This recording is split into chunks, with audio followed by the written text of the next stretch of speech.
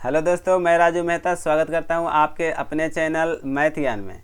तो जैसा कि हमने पिछली क्लास में मेंसुरेशन 2D के कुछ इम्पोर्टेंट क्वेश्चन के बारे में डिस्कस किए थे। अगर आपने उस वीडियो को अभी तक नहीं देखा है तो ऊपर आई बटन पे लिंक शो कर रहा है, वहां से जाकर आप देख सकते हैं। आज की इस क्लास में हम मेंसुरेशन 2D के कुछ और भी प्रश्नों को डिस्कस करेंगे, लेकिन उससे पहले अगर आप इस वीडियो को इस चैनल पे पहली बार देख रहे हैं तो चैनल को सब्सक्राइब करें और साथ ही साथ बेल बटन को जरूर दबाएं, जिससे हमारी आने वाली क्लास की सूचना आपको मिल सके। तो चलिए शुरू करते हैं। आज की क्लास का पहला क्वेश्चन हमारा है, एक वृत्त का क्षेत्रफल 324 पाई वर्ग सेंटीमीटर है, उसकी दीर्घतम जीवा की लंबाई क्या होगी। जैसा कि एक वृत्त है जो हम ड्रॉ कर लेते हैं।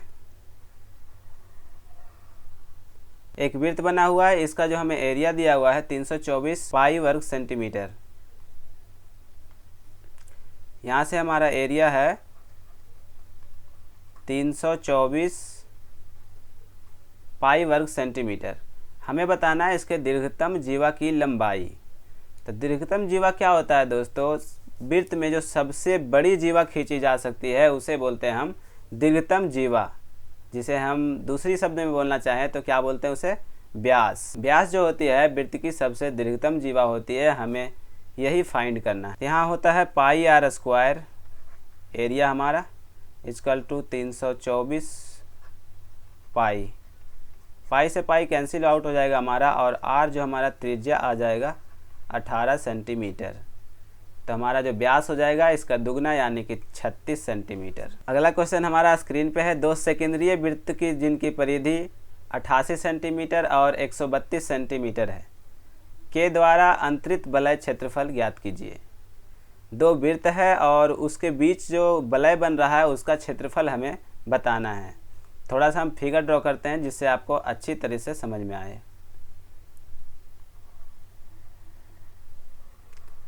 ये हमारा पहला वृत्त है और इसके अंदर एक वृत्त बना हुआ है। ये हमारा दूसरा वृत्त है।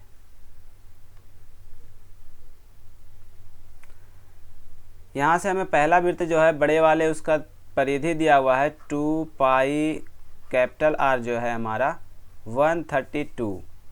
तो यहाँ से हमारा 2 इंटू पाई का मान 22/7 इंटू आर इजकल टू 132।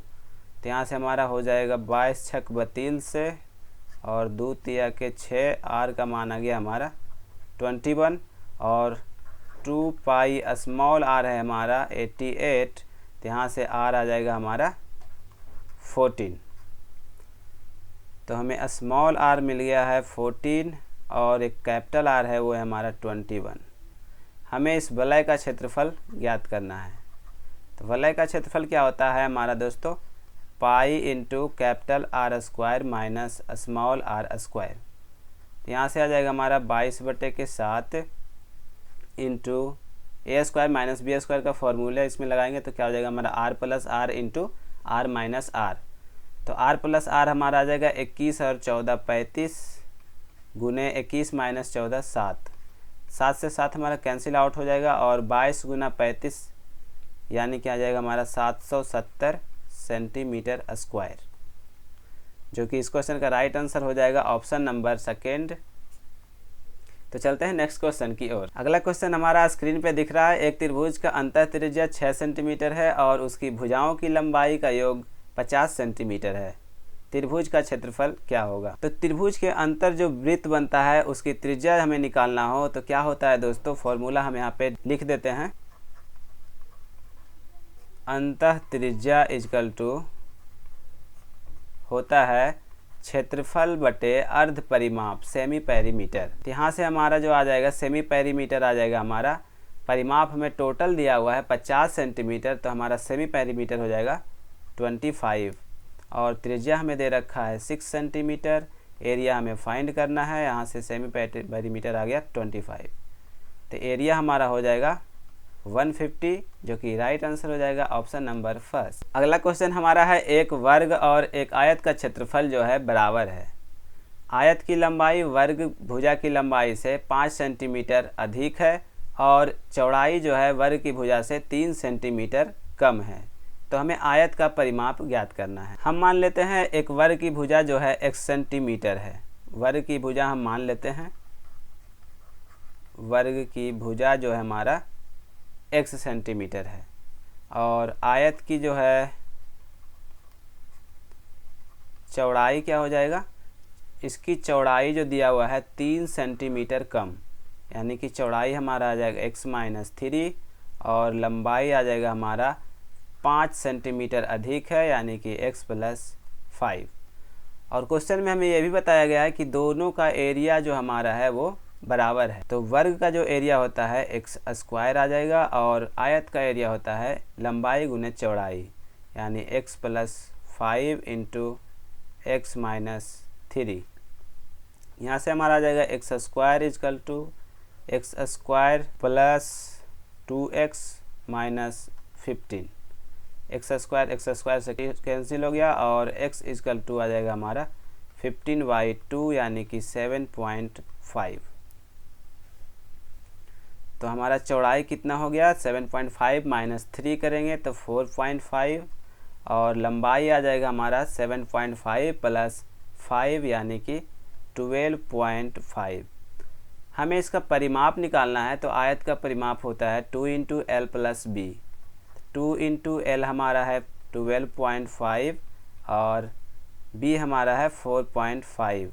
तो यहाँ से आ जाएगा हमारा 12 और 5 17 दुना के 34 सेंटीमीटर, जो कि इस क्वेश्चन का राइट आंसर हो जाएगा ऑप्शन नंबर डी। अगला क्वेश्चन स्क्रीन पर आपको दिख रहा है। एक त्रिभुज की भुजाएं 6 सेंटीमीटर, 8 सेंटीमीटर और 10 सेंटीमीटर है। इसके अंदर बन सकने वाले बड़े से बड़े वर्ग का क्षेत्रफल क्या होगा। तो जैसा कि आप देख पा रहे होंगे, त्रिभुज की 3 भुजा है, 6 सेंटीमीटर, 8 सेंटीमीटर और 10 सेंटीमीटर। क्या आपको देखने से यह पता चल रहा है कि ये किस प्रकार का त्रिभुज है। ये एक समकोण त्रिभुज की भुजाएं हैं। 6, 8, 10 एक पाइथागोरस में आता है, इसलिए यह त्रिभुज क्या है, एक समकोण त्रिभुज है। और समकोण त्रिभुज में बन सकने वाले सबसे बड़े वर्ग की भुजा क्या होती है, वर्ग की भुजा होती है PB/P प्लस B, यानी perpendicular into base upon perpendicular plus base. तो यहाँ से हमें वर्ग की भुजा आ जाएगी 6 इंटू 8/6 प्लस 8, यानी कि 6 8 48/14। यहाँ से हम कैंसिल आउट करेंगे तो यहाँ से आ जाएगा हमारा 24 और ये आ जाएगा हमारा 7। हमें बताना है वर्ग का क्षेत्रफल क्या होगा। तो वर्ग का जो एरिया हमारा आ जाएगा, साइड का स्क्वायर करेंगे 24/7 का स्क्वायर, यानी कि 576/49 सेंटीमीटर स्क्वायर, जो कि राइट आंसर हो जाएगा हमारा ऑप्शन नंबर 4। अगला क्वेश्चन हमारा है, एक वर्ग तथा एक समबाहु त्रिभुज एक ही आधार पर बनाई जाती है, उनके क्षेत्रफल का अनुपात ज्ञात कीजिए। तो सबसे पहले हम इसको आपको एक फिगर से समझाना चाहेंगे, जिससे आपको आसानी से समझ में आ जाए। एक हमारा वर्ग बना हुआ है, हमारा है एक स्क्वायर, और इसी के भुजा के समान एक त्रिभुज बनाया जाता है, जो कि एक समबाहु त्रिभुज है। इस प्रकार से हमें दोनों का क्षेत्रफल का जो है अनुपात ज्ञात करना है। तो मान लेते हैं हम साइड जो है वर्ग का 1 सेंटीमीटर है, तो त्रिभुज का भी साइड हो जाएगा हमारा 1 सेंटीमीटर। तो यहाँ से हम रेशियो निकालेंगे, तो वर्ग का क्षेत्रफल और रेशियो समबाहु त्रिभुज का क्या होगा, हमारा वर्ग का क्षेत्रफल क्या होता है, भुजा का स्क्वायर। तो भुजा हमारा है 1, तो 1 स्क्वायर हो जाएगा, और रेशियो हमारा समबाहु त्रिभुज का क्षेत्रफल होता है √3/4 इंटू साइड का स्क्वायर। तो यहाँ से हमारा आ जाएगा 4/√3। राइट आंसर हो जाएगा हमारा ऑप्शन नंबर 4। अगला क्वेश्चन हमारा है, यदि BC एक वृत्त के केंद्र से होकर गुजरता है तो दिए गए चित्र में छायांकित भाग का क्षेत्रफल ज्ञात कीजिए। हमें छायांकित भाग का क्षेत्रफल ज्ञात करना है, जहाँ BC क्या है, वृत्त का व्यास। छायांकित भाग का क्षेत्रफल हम कैसे इसमें निकाल सकते हैं, अगर अर्धवृत्त का क्षेत्रफल में अगर हम इस समकोण त्रिभुज के क्षेत्रफल को माइनस कर देंगे तो हमारा छायांकित भाग का क्षेत्रफल आ जाएगा। सबसे पहले हमें क्या फाइंड करना होगा, हमें वृत्त की त्रिज्या फाइंड करनी होगी, जिससे कि हम अर्धवृत्त का क्षेत्रफल निकाल सकें। तो यहाँ से हम BC की लंबाई निकालेंगे, तो क्या आ जाएगा हमारा a² प्लस a² का अंडर रूट, यानी कि a√2। और छायांकित भाग का क्षेत्रफल हमारा हो जाएगा पाई आर स्क्वायर बटे 2 माइनस 1/2 इंटू ए स्क्वायर। यहाँ से हम 1/2 गुने पाई आर स्क्वायर हमारा हो जाएगा ए वाई रूट 2 इंटू ए वाई रूट 2 माइनस ए स्क्वायर बटे 2। यहाँ से हम 1/2 ए स्क्वायर कॉमन लेंगे तो क्या बचेगा हमारा पाई अपॉन 2 माइनस 1, यानी कि यहाँ से आ जाएगा ए स्क्वायर बटे 2 इंटू पाई वाई 2 माइनस 1। तो राइट आंसर हमारा हो जाएगा ऑप्शन नंबर डी। चलते हैं नेक्स्ट क्वेश्चन की ओर। अगला क्वेश्चन हमारा है, दिए गए चित्र में AO BCD 4 सेंटीमीटर त्रिज्या वाले केंद्र O को निरूपित करता है। छायांकित भाग का क्षेत्रफल ज्ञात कीजिए। हमें ये वाला छायांकित भाग का क्षेत्रफल ज्ञात करना है। कैसे निकालेंगे? अगर इस सेक्टर में से हम इस त्रिभुज का क्षेत्रफल को माइनस करेंगे तो हमारा छायांकित भाग का क्षेत्रफल फाइंड हो जाएगा। तो चलिए निकालते हैं। सेक्टर का क्षेत्रफल हमारा क्या होता है 1/4 इंटू पाई आर स्क्वायर। पाई की वैल्यू 22/7 गुने आर स्क्वायर हमें दिया हुआ है 4 सेंटीमीटर, तो यहाँ से आ जाएगा 16 minus 1/2 into base into height. Base हमारा 4 है और हाइट हमारा 2 से 2 यहाँ से कैंसिल आउट हो गया और यहाँ से 4 चौके 16, यहाँ से हमारा जाएगा 22 चौक 88/7 माइनस 4। तो यहाँ से हमारा बचेगा 60/7 यानी कि 8.56, जो कि राइट आंसर हो जाएगा ऑप्शन नंबर फर्स्ट। अगला क्वेश्चन हमारा स्क्रीन पे है। 200 वर्ग मीटर क्षेत्रफल वाला एक वर्ग इस प्रकार बना है कि इसके विकर्ण की लंबाई दिए गए वर्ग के विकर्ण की लंबाई का √2 गुना है। तो नए वर्ग का क्षेत्रफल ज्ञात कीजिए। हमें 2 वर्ग है, एक पहला वर्ग बना हुआ है और दूसरा जो है निकालना है। पहला विकर्ण हम इधर मान लेते हैं फर्स्ट और दूसरा जो नया वाला है इसे मानते हैं हम सेकंड। पहला जो है वर्ग उसका क्या है दिया हुआ क्षेत्रफल 200 वर्ग मीटर। तो यहाँ से हमारा इसका साइड आ जाएगा, भुजा कितना आ जाएगा 10√2 और इसका विकर्ण कितना आ जाएगा डायगोनल हमारा आ जाएगा 20। और क्वेश्चन में बोला गया है कि इसके डायगोनल का इसका विकर्ण जो सेकेंड वाला है उसका √2 गुना है, यानी कि सेकेंड वाला का जो विकर्ण है वो है 20/2। तो यहाँ से हमें पता चल जाएगा ये इसका डायगोनल है, तो इसका साइड कितना आ जाएगा हमारा 20।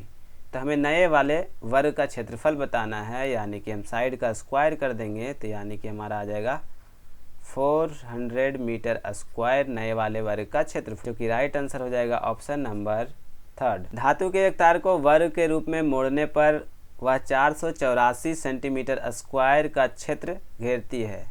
यदि उसी तार को वृत्त के रूप में मोड़ दिया जाए तो उसका क्षेत्रफल क्या होगा? एक धातु का तार है जिसे हम मोड़ते हैं यदि स्क्वायर के रूप में तो उसका क्षेत्रफल आता है 484 वर्ग मीटर, यानी कि एक वर्ग है उसका एरिया हमें दिया हुआ है 484। तो यहाँ से हम बता सकते हैं कि इसका साइड जो होगा हमारा 22 सेंटीमीटर और इसकी परिमाप की बात करें तो हमारा पेरीमीटर आ जाएगा 22 चौके 88 सेंटीमीटर।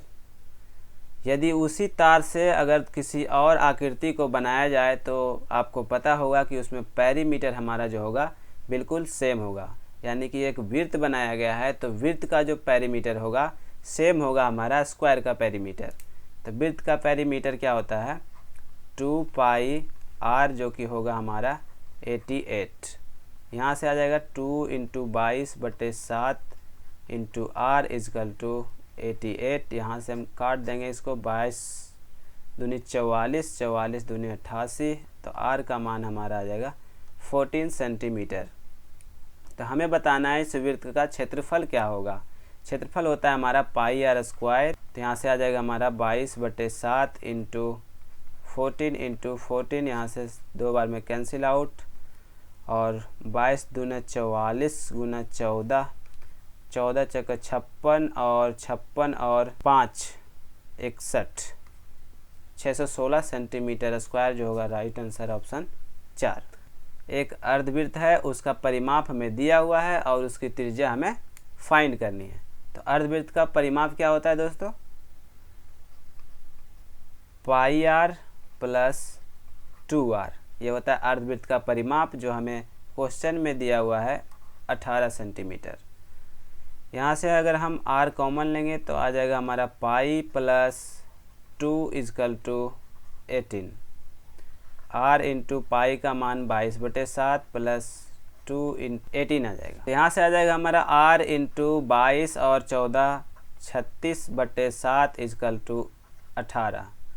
यहाँ से 18 दूनी 36 कैंसिल हो गया, तो r का जो मान आ गया 7/2, यानी कि इस क्वेश्चन का राइट आंसर जो हो जाएगा हमारा ऑप्शन नंबर सेकेंड। बढ़ते हैं अब अगले क्वेश्चन की ओर। उस वर्ग का परिमाप ज्ञात कीजिए जो एक समान रूप से 10 सेंटीमीटर त्रिज्या वाले अर्धवृत्त के अंदर बना हुआ है।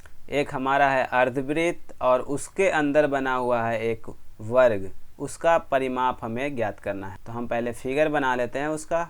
एक है अर्धवृत्त इस प्रकार से और इसके अंदर सबसे बड़े वर्ग जो है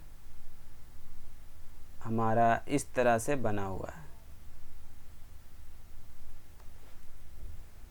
ये हमारा है सेंटर और इसकी जो त्रिज्या दे रखी है हमें 10 सेंटीमीटर। ठीक है, हमें क्या ज्ञात करना है? वर्ग का परिमाप। तो मान लेते हैं हम अगर वर्ग का जो भुजा दिया हुआ है वो x सेंटीमीटर है, तो ये हमारा आ जाएगा x/2, जो कि एक समकोण त्रिभुज बन रहा है। तो यहाँ से हम बोल सकते हैं x² + x²/4 = 100। तो यहाँ से हमारा आ जाएगा 5x² = 400। तो x² की वैल्यू आ जाएगी हमारा 18, यानी कि x = √18। हमें बताना है इसका पेरीमीटर। तो पेरीमीटर क्या होता है? 4 इंटू साइड। तो पेरीमीटर आ जाएगा हमारा 4 इंटू √80, यानी कि हमारा आंसर आ जाएगा 16√5 सेंटीमीटर। दिए गए चित्र में सभी वृत्त एक समबाहु त्रिभुज में अंतर्निहित है तथा प्रत्येक वृत्त की त्रिज्या 10 सेंटीमीटर है। तो समबाहु त्रिभुज का परिमाप ज्ञात करें। एक समबाहु त्रिभुज है और उसके अंदर छोटे छोटे वृत्त बनाए गए हैं और उस वृत्त की त्रिज्या जो दिया हुआ है 10 सेंटीमीटर है। हमें त्रिभुज का पेरीमीटर फाइंड कर। इस क्वेश्चन को करने का दो तरीका होता है। एक तो आपको डायरेक्ट याद भी होना चाहिए कि इस तरह से अगर फिगर बना रहे तो इसका जो समबाहु त्रिभुज का जो साइड होता है वो होता है 2r × 2 + √3, ये हमारा साइड होता है। तो यहाँ से हमारा पेरीमीटर क्या आ जाएगा? हमारा पेरीमीटर तीनों साइड 3 से मल्टीप्लाई कर देंगे तो हमारा आ जाएगा पेरीमीटर, यानी 6 × r का मान है हमारा 10 × 2 + √3, यानी 60/2 + √3 जो हो जाएगा राइट आंसर, जो कि ऑप्शन नंबर हमारा थर्ड आ जाएगा। अगला क्वेश्चन है हमारा, एक नियमित बहुभुज के आंतरिक कोणों का योग 1260 डिग्री है, तो बाहरी कोण और बहुभुज के आंतरिक कोण के बीच का अंतर क्या होगा? हमें क्वेश्चन में दिया हुआ आंतरिक कोण का योग जो टोटल है 1260 है। आंतरिक कोण का योग क्या होता है दोस्तों?